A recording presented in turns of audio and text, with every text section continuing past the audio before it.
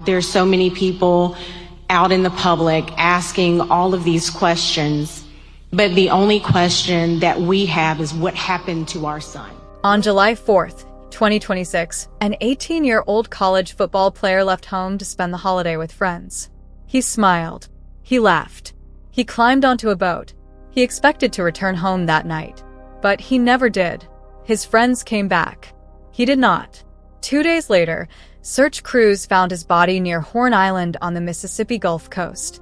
Authorities began an investigation.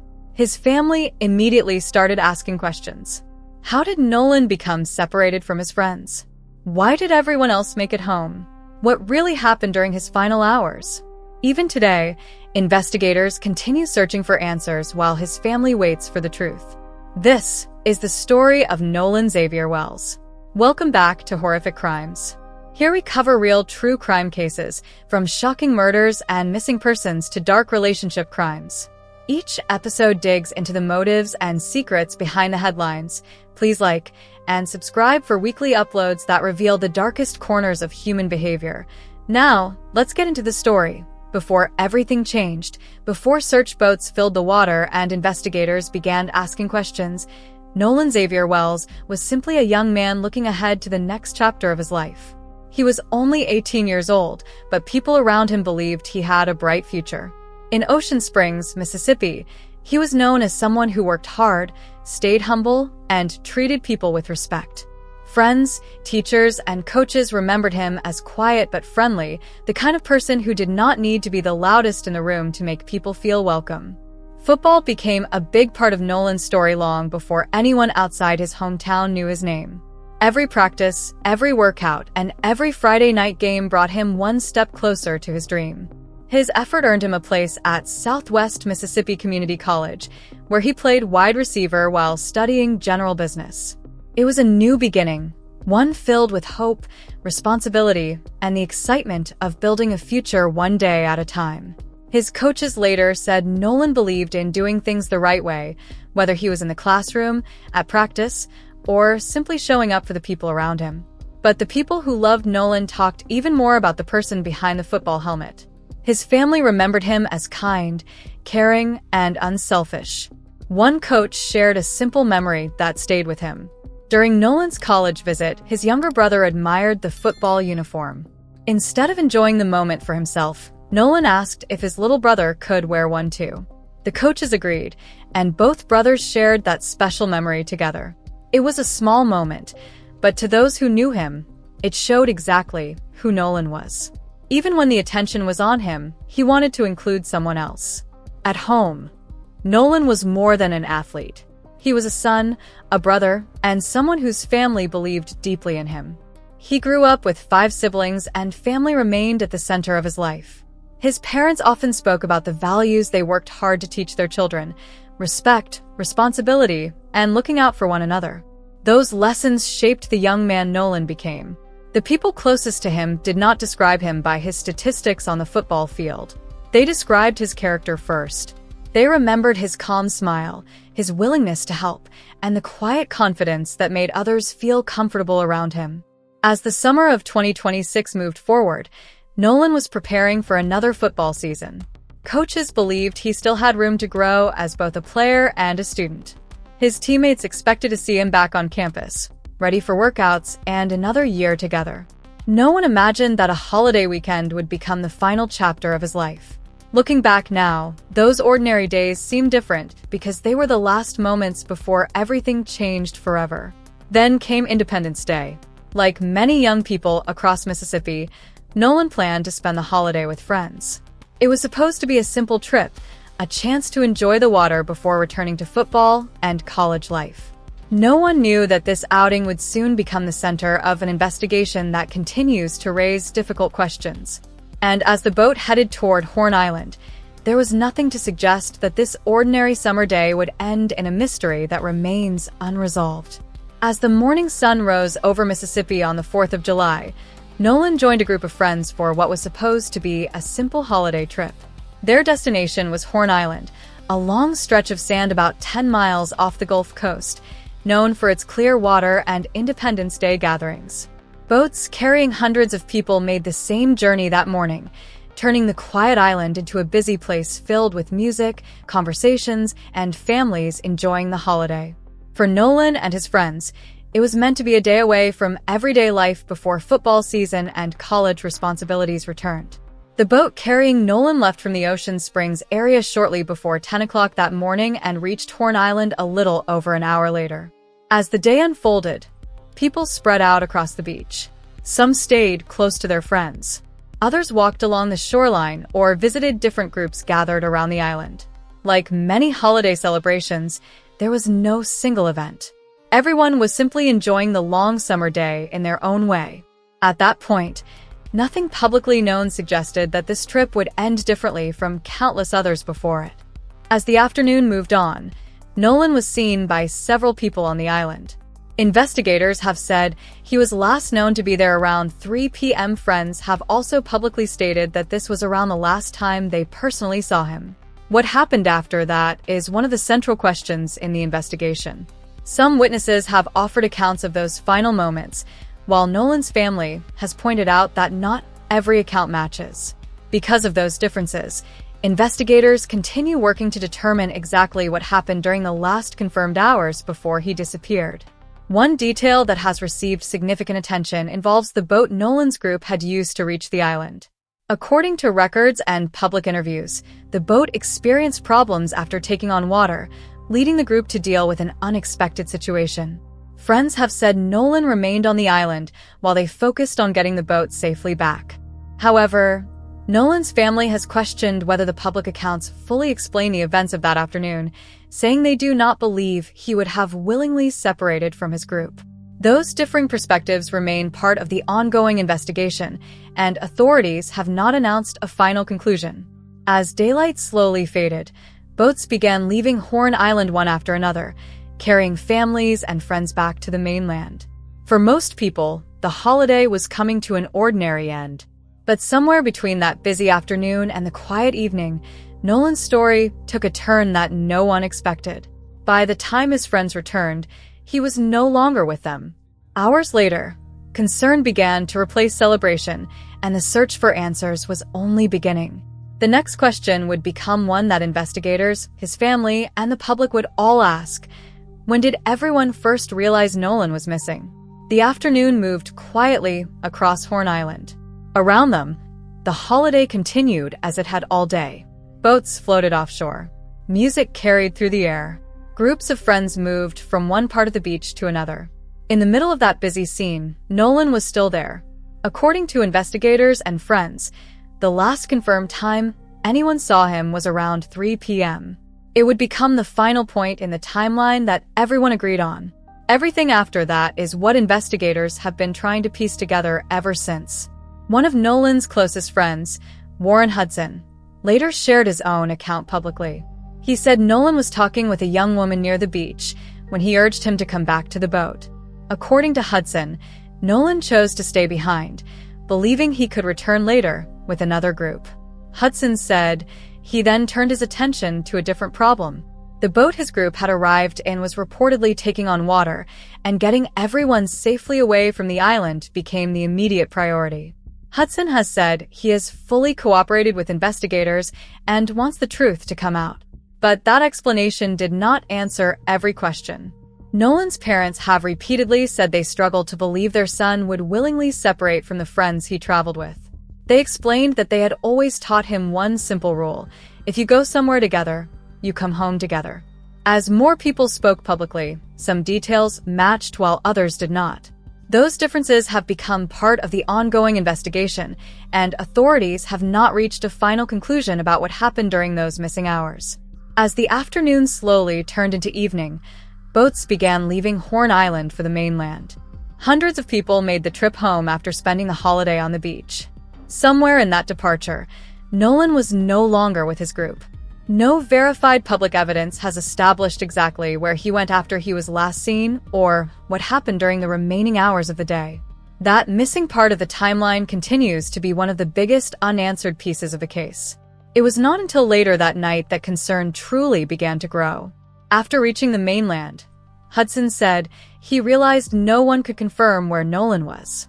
Around 11 p.m., he called Nolan's mother and also contacted the Coast Guard to report that his friend had not returned. Before the night was over, Nolan's family had begun desperately searching for answers of their own. The celebration had ended, but a far more difficult journey was just beginning.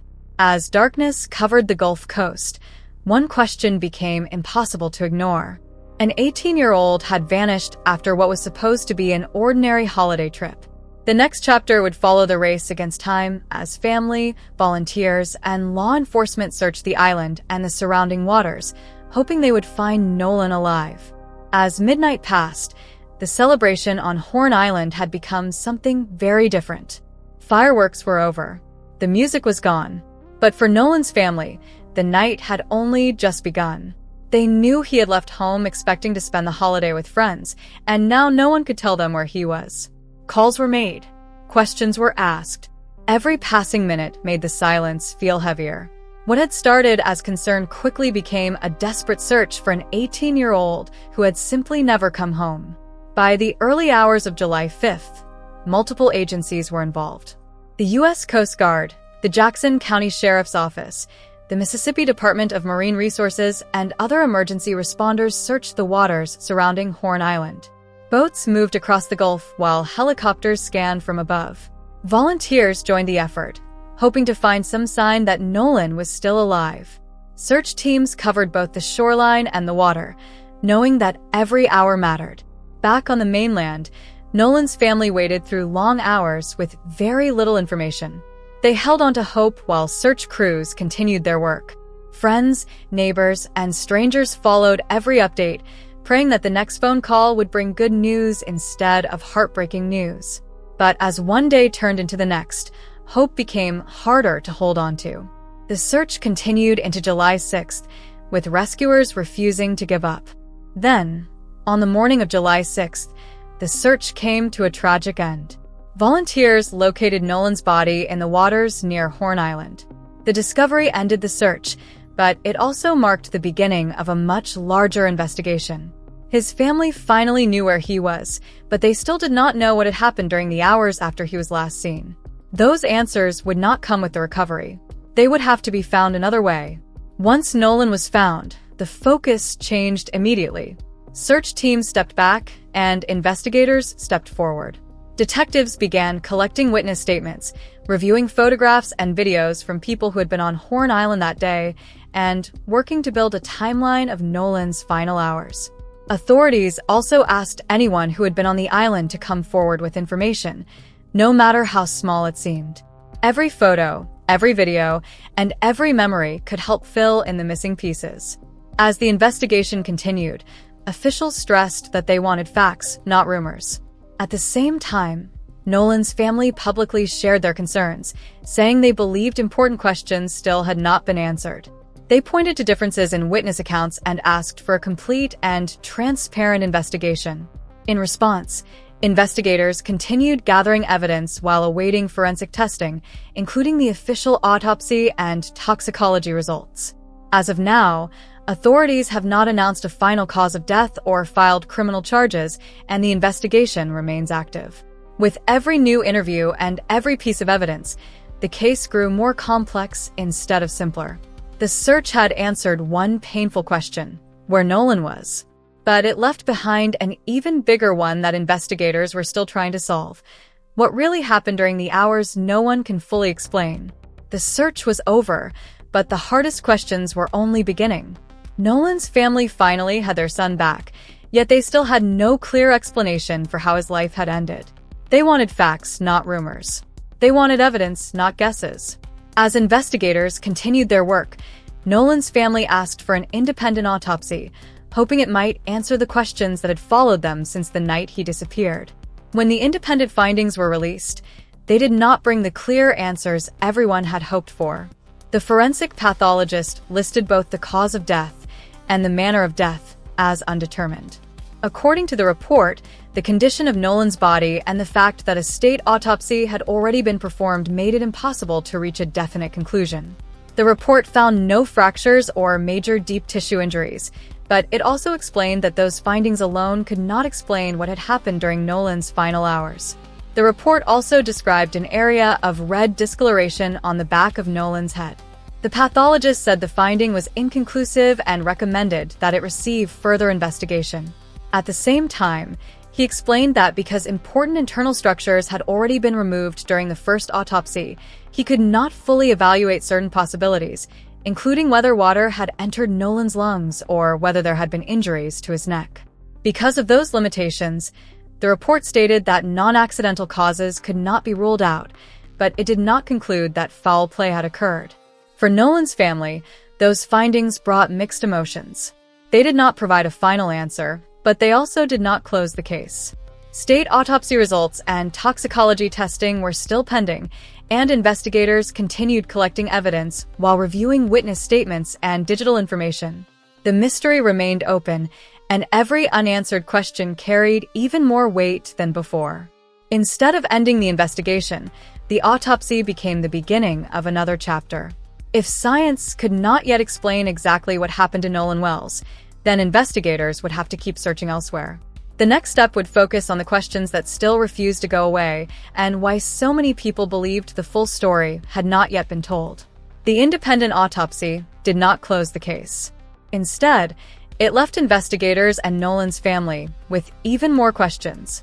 Some answers may still come from the official autopsy, toxicology testing, digital evidence, and witness interviews. Until then, many parts of Nolan's final hours remain unknown. Authorities have continued asking for anyone with photos, videos, or information from Horn Island on July 4th to come forward, believing that even one small detail could help complete the timeline. Among the biggest unanswered questions is what happened after Nolan was last seen that afternoon. Investigators have not publicly established how he became separated from the people he arrived with, how he entered the water, or exactly what happened during the hours before he was reported missing. His family has also questioned why his phone was not with him and has said they believe there are still important gaps in the timeline. These concerns remain part of the active investigation, and officials have not released conclusions on any of them. As the case continued, prosecutors announced that the evidence would be presented to a grand jury once investigators completed their work. Officials emphasized that this step does not mean anyone has been charged with a crime. Instead, they said it is part of reviewing the evidence in a case where the circumstances of a death remain unresolved. For Nolan's family, the announcement meant there was still hope that every piece of evidence would receive careful examination before final decisions were made. For now, the mystery remains. The timeline still has missing pieces. The investigation is still active. And the question that first echoed across the Mississippi Gulf Coast continues to be asked today: what happened during the hours that no one has been able to fully explain? As news of Nolan's death spread beyond Mississippi, thousands of people who had never met him began following the case. Community members gathered to remember his life. Social media filled with tributes, prayers, and calls for answers. What began as one family's search for the truth quickly became a story watched across the country. Many people expressed sympathy for Nolan's loved ones while urging the public to wait for verified facts rather than rumors. J.K. Nolan's family spoke publicly about what they wanted most, not speculation, but transparency. Joined by attorney Ben Crump, they asked for a thorough investigation and said they hoped every question would be examined with care. Their call was supported by several civil rights leaders and public figures, while organizations including the Congressional Black Caucus and the NAACP also called for a full and transparent investigation. At the same time, local officials said they were committed to following the evidence wherever it led and asked the public to allow investigators to complete their work. In the weeks that followed, the conversation grew larger than one investigation. People across the country continued discussing the case, sharing updates, and hoping that the remaining questions would eventually be answered through the legal process. Yet through all the headlines and public attention, one fact never changed. An 18-year-old who had been looking forward to his future never came home from a holiday trip, and those closest to him are still waiting for the truth. As the investigation moves forward, only time and the evidence can reveal what really happened on Horn Island. As the weeks passed, investigators continued gathering evidence, reviewing witness statements, and waiting for forensic results. Then came another important step. Jackson County District Attorney Angel Myers McElrath announced that once the investigation is complete, the evidence will be presented to a grand jury. She explained that this is the standard process in the county for deaths that require criminal review and does not mean that anyone has been charged or that investigators have already determined a crime took place. It simply means that every available fact will be carefully examined before any legal decisions are made.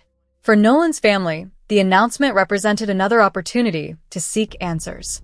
Their attorney, Ben Crump, said they wanted every piece of evidence placed before the grand jury, with nothing overlooked. At the same time, prosecutors emphasized that many details could not be discussed publicly while the investigation remained active. They explained that protecting the integrity of the case was essential so that any future legal decisions would be based on evidence rather than public opinion. That left everyone in the same place, waiting for the remaining forensic reports, waiting for investigators to finish their work, waiting for the grand jury to review the evidence. Until that process is complete, the questions surrounding Nolan Wells' death remain unanswered. And for the people who loved him most, the search for the truth has not ended. It has simply entered its next chapter, KL. Every true crime story eventually reaches a point where the evidence speaks louder than the rumors. In Nolan Wells' case, that moment has not arrived yet. What is known has been carefully documented. What is unknown is still being investigated. Between those two truths lies a family waiting for clarity, a community hoping for answers, and a case that continues to draw national attention because so many questions remain unresolved. Nolan was more than the mystery surrounding his final hours. He was an 18-year-old son, brother, friend, and college football player who had plans for the future. Those who knew him remember his kindness, his quiet nature, and the goals he worked hard to achieve. While the investigation continues, that is how his family wants him to be remembered, not only for the unanswered questions, but for the life he lived before that July weekend. As of today, investigators have not announced an official cause of death. No criminal charges have been filed, and the case remains active. The grand jury will eventually review the completed investigation and determine whether the evidence supports any further legal action. Until then, the most responsible conclusion is also the simplest one. The full story has not yet been told.